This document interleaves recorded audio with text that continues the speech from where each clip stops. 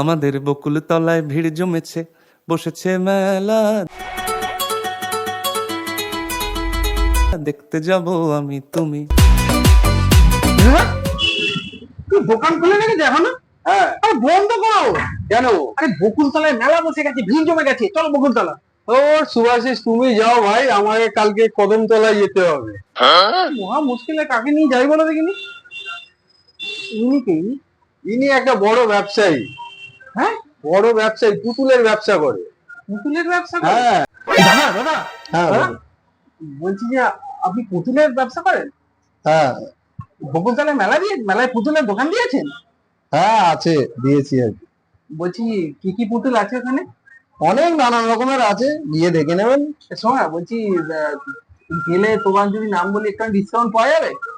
যাবে, গিয়ে নানান রকম পুতুল আছে, দেখে নেবে, দিয়ে আমার নামটা বলবে, দিয়ে দেবে পুতুল। তাই দেখি তাড়াতাড়ি বকুলতলা। তুমি যাবে আমার সঙ্গে? চলো।